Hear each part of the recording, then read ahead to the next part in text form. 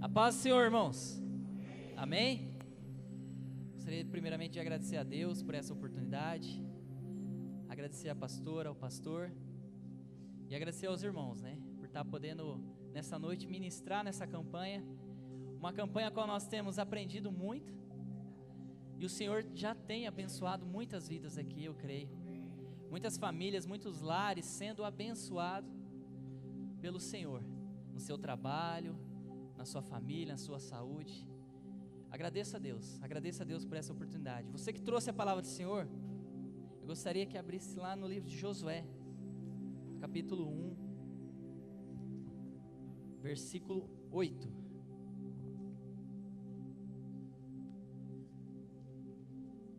O tema que o pastor me passou foi cuidados na administração.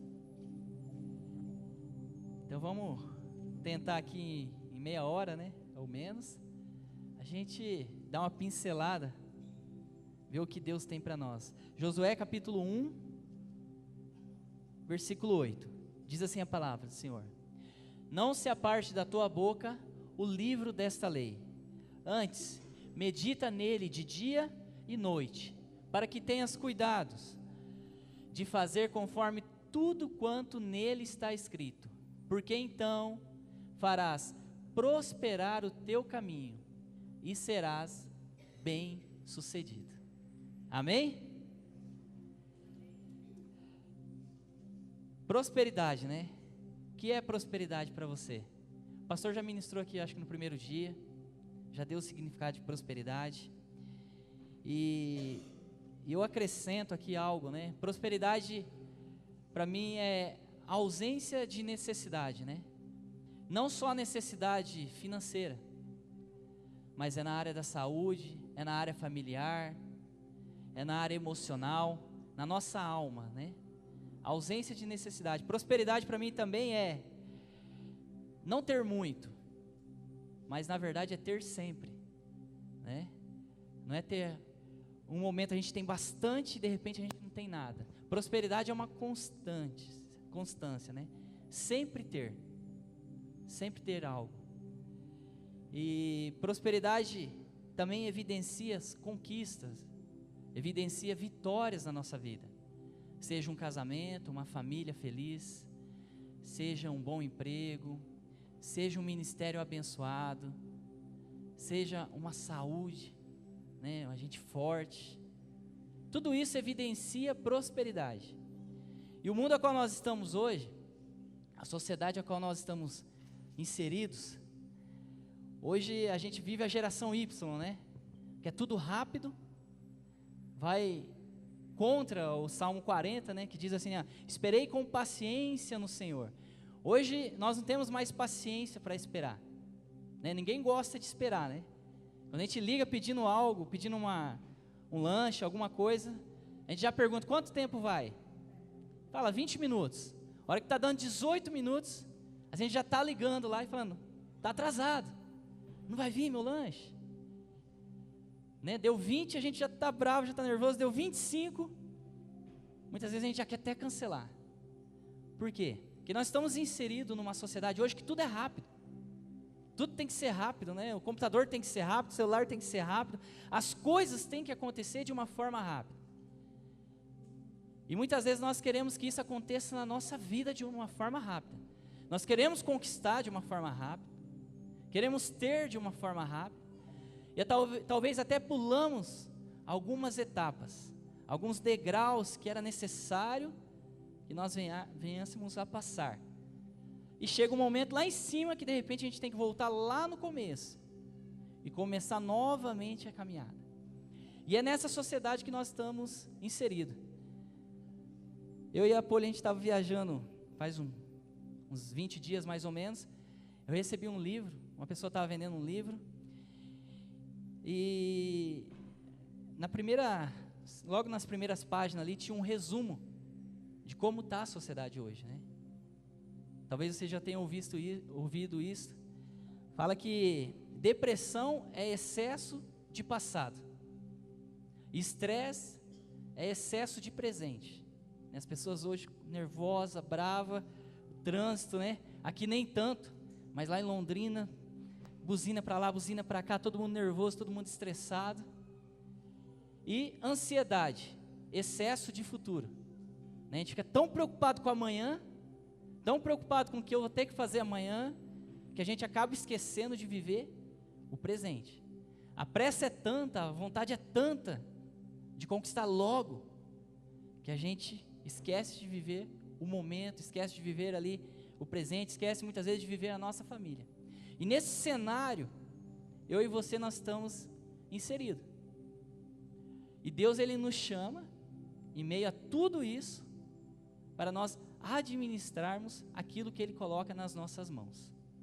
Seja a nossa família, seja o nosso ministério, os nossos bens, as nossas finanças, o nosso emprego. Deus, Ele nos chama, em meio a tudo isso, para a gente administrar com excelência tudo aquilo que o Senhor tem colocado em nossas mãos. Assim como o presbítero Daniel ministrou na terça-feira passada, Deus, Ele coloca nas nossas mãos a semente, e muitas vezes nós não sabemos a forma correta de administrar, ou talvez, né, Daniel, como você ministrou, nós não estamos vendo a semente a qual o Senhor colocou nas nossas mãos. O que é administrar? Né? Se você for para o dicionário, administrar é governar, é cuidar, é zelar. E a Bíblia, ela nos relata vários homens que foram excelentes na administração. Né? Se a gente for pegar e ler a Bíblia, a gente vai ver vários exemplos para a nossa vida de homens tementes a Deus, que foram excelentes administradores, que aquilo que Deus colocava na mão deles, sejam pessoas, sejam bens, tudo aquilo que Deus colocava na mão deles, eles administravam com excelência. Um exemplo disso é José. Lá em Gênesis 37, fala de José.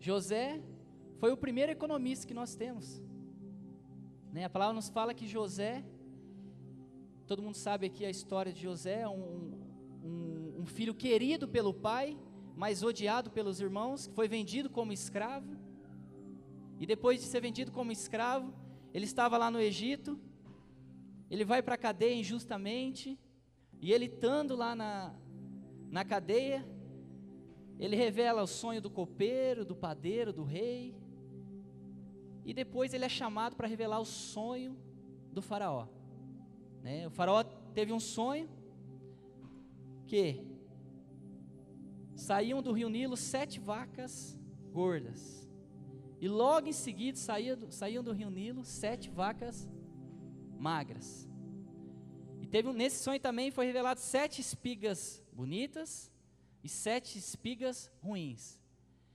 E o faraó chamou vários para adivinharem, para interpretarem aquele sonho.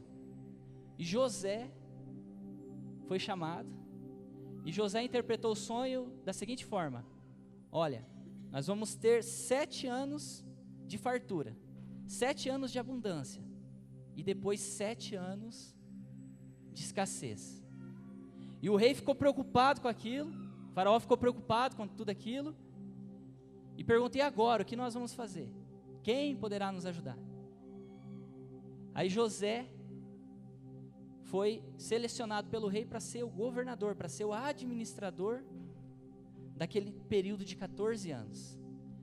Administrar na abundância ali nos 7 anos, talvez tenha sido fácil.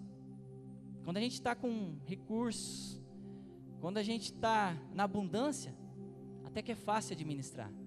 O duro é administrar na crise, nos momentos de crise, né? A gente tem que falar não mais vezes, dói muitas vezes quando a gente fala não para o filho, para a esposa, machuca, mas é preciso administrar. E José, ele foi um excelente administrador, porque durante 7 anos, ele teve que administrar para os 7 anos e para os próximos 7 anos, ele teve que guardar, acumular para os 7 anos e para os próximos 7 anos, e a palavra do Senhor nos revela que depois desse período todo, José, ele abençoou grandemente a vida do faraó.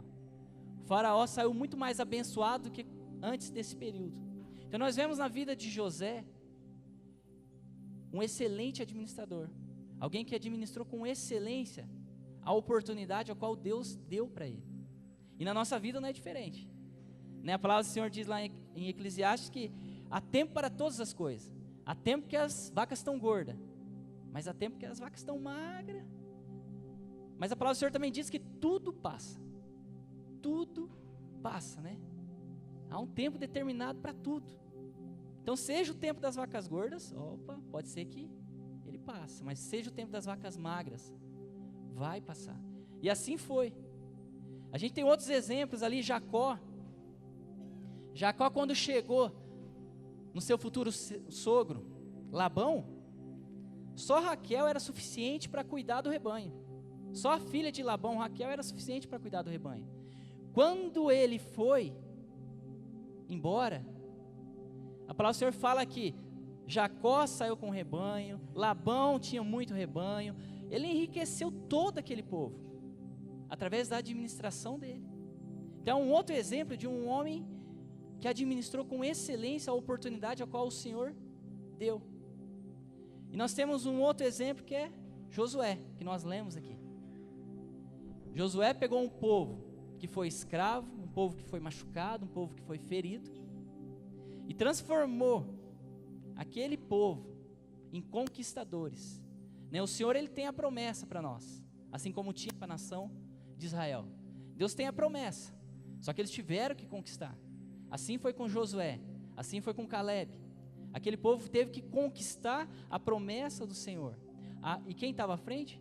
Josué, um excelente administrador daquilo que Deus tem colocado, naquilo que Deus colocou na mão dele. E nós, né? Como que nós nos tornamos excelentes administradores? Como que nós estamos administrando aquilo que Deus tem colocado em nossas mãos? As oportunidades de ministrar a palavra do Senhor. Quantas pessoas passam na nossa vida diariamente e a gente tem a oportunidade de estar ministrando o Evangelho do Senhor? Quanto recurso Deus coloca na nossa mão? Talvez você fale assim, é pouco o recurso que Deus coloca na minha mão. Mas a palavra do Senhor diz que ser-te fiel no pouco e no muito te colocarei. Não tem como Ele pôr no muito, se nem o pouco muitas vezes nós conseguimos administrar com sabedoria. Coloquei aqui alguns itens, bem de forma rápida. Se o Ricardo puder pôr lá em Isaías 55, 2.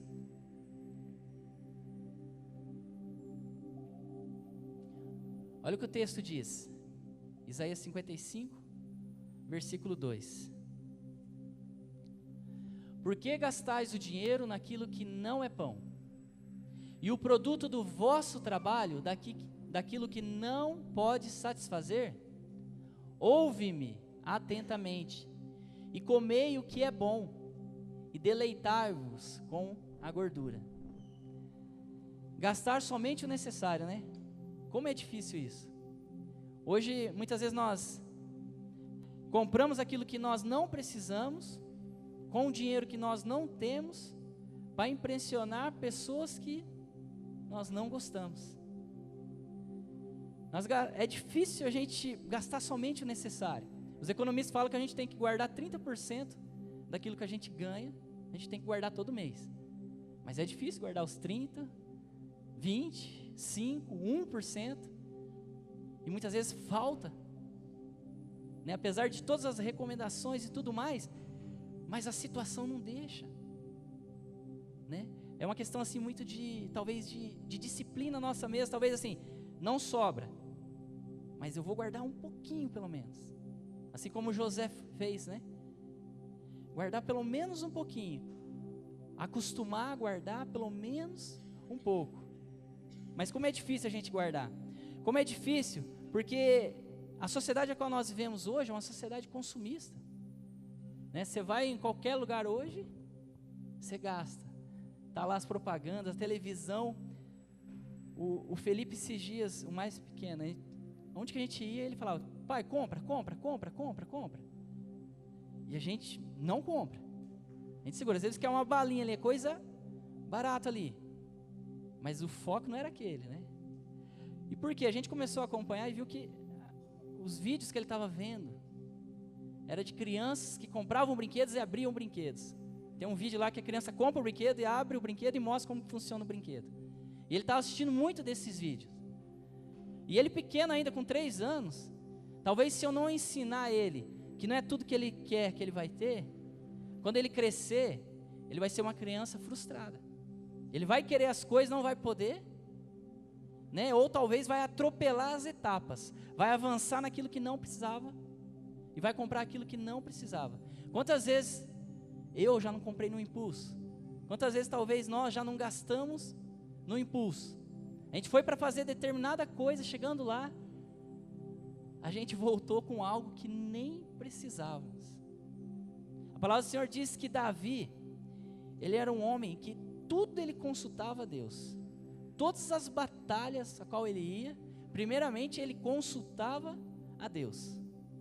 Né? 2 Samuel 5,19 tem um exemplo disso. Antes dele ir para a luta, antes dele ir para a batalha, ele consultava: Deus, se eu for, o Senhor vai me ajudar? Se eu for, o Senhor vai me acompanhar? E quantas vezes nós entramos em determinadas situações, compramos algo, sem consultar a Deus, sem consultar o nosso cônjuge, sem consultar o nosso lar, sem consultar as nossas finanças. Quantas vezes nós agimos ali no impulso, e daí passamos o quê? A honrar banco, tem que honrar banco, tem que pagar os juros lá, honrar credores, e deixamos muitas vezes de honrar ao dono de tudo, que é Deus. Por quê? Porque eu estou tendo que honrar tanto credores, tantos juros, tantos bancos, que eu deixo de honrar a Deus. Não tenho mais tempo não tenho mais recursos para honrar com oferta, devolver o meu dízimo na casa do Senhor. Talvez você fale assim: mas o meu cônjuge gasta muito, a minha esposa ela gasta demais, ou o meu esposo ele gasta demais. Fernando, se puder pôr para nós lá em Mateus 12, 25.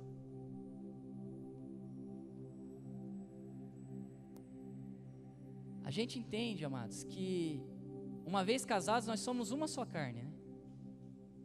O que é meu é da Poli, o que é da Poli é meu. Ela sabe exatamente o que eu ganho, ela sabe exatamente com o que eu gasto, e tudo que nós vamos comprar, a pastora até foi lá em Londrina, acompanhou um pouquinho a gente, né? Tudo que nós íamos comprar, vamos comprar um, fala com o outro. Por quê? Porque se há divisão, né, se nós somos uma só carne, se há divisão, não tem como prosperar.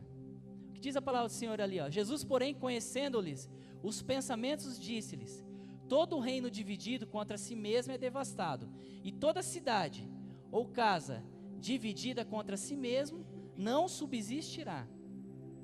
Ou seja, é uma só carne, é um só.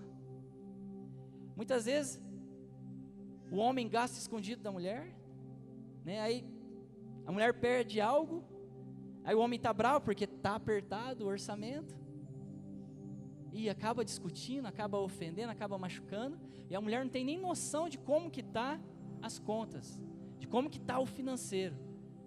E aí é motivo o quê? De briga no relacionamento, é motivo de divisão, sendo que a palavra do Senhor, ela nos ensina, olha, uma só carne, né? Um tem que saber o que o outro está gastando, é um só orçamento, é uma só casa, é uma só família. Por muitas vezes nós erramos em não planejar. A palavra do Senhor diz lá em Lucas 14, Fernando, Lucas 14, 28 e 29. Quantas vezes eu errei, quantas vezes eu erro, por às vezes não consultar a Deus. Lucas 14, 28 e 29. Pois qual de vós, querendo edificar uma torre, não se senta primeiro a calcular as despesas, para ver se tem com que acabar? Ou seja, é a planilhinha simples, né? Em casa. Aquele controlinho simples ali que todos nós temos que ter. Aquilo que Deus colocou nas nossas mãos, como que eu vou administrar? Se eu não tenho um controle, uma planilha, uma anotação. Eu lembro minha mãe praticamente estudou até o 2º ano, e meu pai estudou até o 1º ano. Aliás, nem estudou, né? não terminou. Mas as continhas dele, eu lembro que ele anotava na folhinha. Tinha aquela folhinha assim, ele escrevia atrás da folhinha tudo que ele tinha que pagar. Ele é extremamente controlado. E assim é na nossa vida. A palavra do Senhor nos diz, temos que planejar. Temos que planejar, mas muitas vezes a gente apanha mesmo. Quantas vezes eu já apanho, por não ouvir os princípios bíblicos, aquilo que o Senhor tem ensinado para nós. A gente pegar vários livros aí de administração, se você for ver o plano de fundo, está na Bíblia. Tudo que esses livros de administração, como administrar seus recursos, como administrar seus bens, tudo, se a gente for olhar, está na Bíblia. A palavra do Senhor, Mateus 6:24, Fernando, diz assim, Mateus 6:24, ninguém pode servir a dois senhores, porque ou há de odiar a um e amar a outro, ou de dedicar-se a um e desprezar-se a outro. Não poder servir a Deus e às riquezas. Um dos temas que o pastor colocou para mim ali foi: não seja servo do dinheiro. Muitas vezes nós deixamos de viver em família por causa do dinheiro.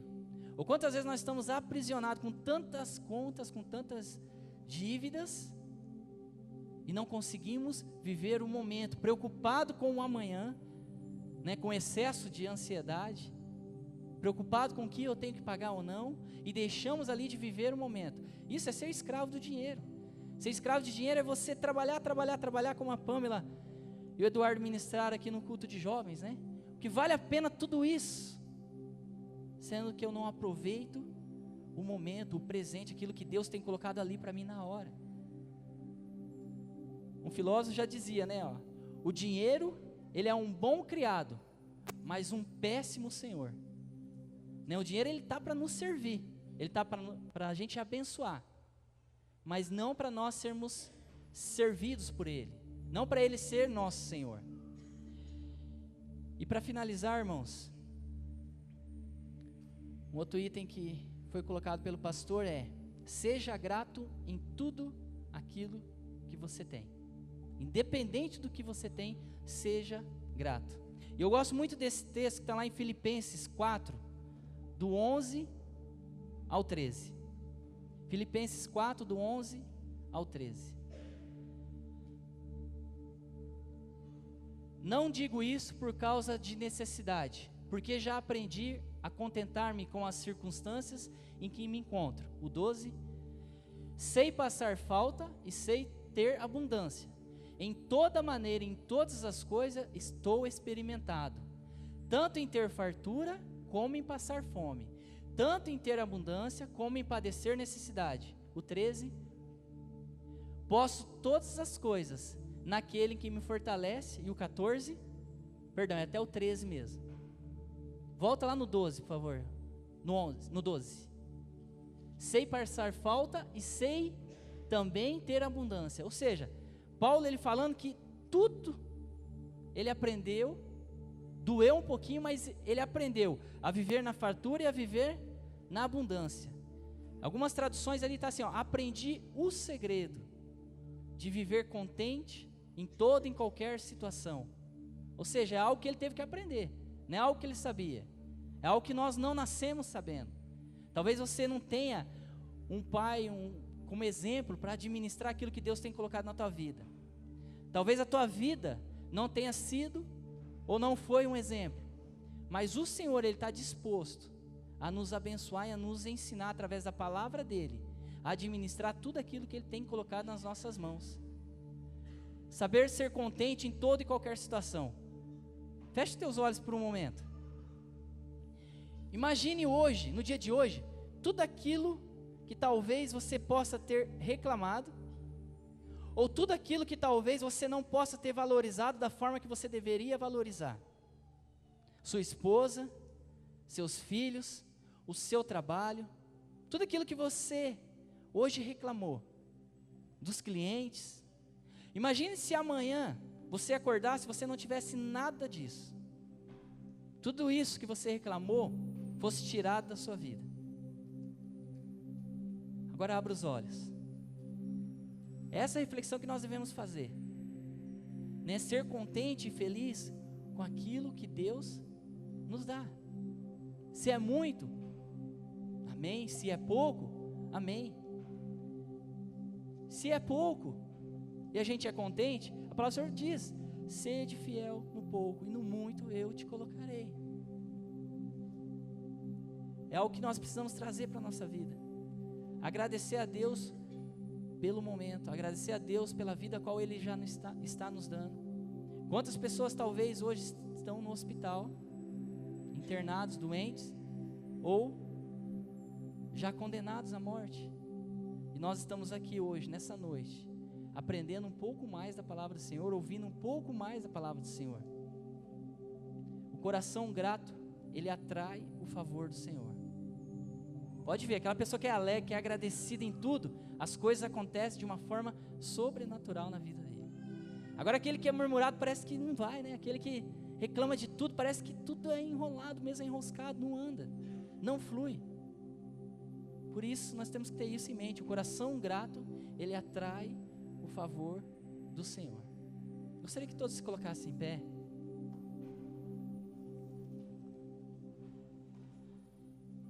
Com seus olhos fechados. O tempo é curto, mas eu creio que pelo menos um pouco Deus tenha falado com você nessa noite. A palavra do Senhor, ela nos ensina de uma forma grandiosa como nós administrarmos tudo aquilo que o Senhor tem colocado nas nossas mãos. Todos os cuidados a qual nós devemos ter em tudo na nossa vida. Não só na área de administrar, mas em tudo. Todos esses princípios que são colocados, todos esses exemplos que temos na Bíblia, tudo serve para abençoar a nossa vida, abençoar a nossa família. Talvez nós estejamos fazendo o certo, mas da forma errada. Estamos fazendo aquilo que é certo, mas da forma errada. Talvez nessa noite, Deus ele te convida a mudanças. Deus te convida a mudanças na sua vida. Seja ela na área da família, seja ela na área das finanças, seja ela na área da honra. O Senhor ele te convida nessa noite a mudanças. Talvez quanto mais tempo eu reclamar e demorar para mudar, mais tarde vai demorar para a bênção do Senhor chegar na minha vida. Querido Deus e Pai, eu quero te agradecer, Senhor, por essa noite. Te agradecer, Senhor, pela vida de cada um dos teus filhos, Pai. Ô Senhor, como foi ministrado aqui nessa noite, que o Senhor, Pai, possa nos dar sabedoria no administrar, Pai. Em nome de Jesus, Pai, que venhamos ter um coração grato em tudo aquilo que nós temos, Pai. Em nome de Jesus, Pai, que o Senhor venha dar-nos sabedoria, Pai, para gastar somente aquilo que é necessário, Pai. Em nome de Jesus, que o Senhor possa nos dar sabedoria e entendimento, Pai, para administrarmos tudo aquilo que o Senhor tem colocado em nossas mãos, seja o nosso emprego, seja a nossa família, seja a nossa saúde, Pai. Em nome de Jesus, Pai, que o Senhor possa encher os nossos corações, encher a nossa mente, Pai, da Tua sabedoria e do Teu entendimento, Pai. Querido Deus e Pai, eu te peço nessa noite, Pai, que o Senhor possa abençoar a vida de cada um dos Teus filhos que aqui está. Em nome de Jesus, que o Senhor venha fazer prosperar, Pai. Em nome de Jesus, que tudo aquilo que nós estamos aprendendo nessa campanha, ô Senhor, nós venhamos pôr em prática nas nossas vidas, Pai. Venhamos buscar cada dia mais, Pai, a Tua palavra, para termos uma vida próspera, Pai. Assim como o Senhor disse para Josué, Pai, não aparte os Teus olhos da lei. Então que nós venhamos, Pai, meditar na palavra do Senhor, buscar a Tua palavra dia e noite, buscar os Teus princípios, Pai, dia e noite, para termos uma vida abençoada, uma vida próspera, Pai, na Tua presença, Pai. É o que nós te pedimos, Senhor, e já te agradecemos, em nome de Jesus. Amém, Jesus. Amém. Deus abençoe.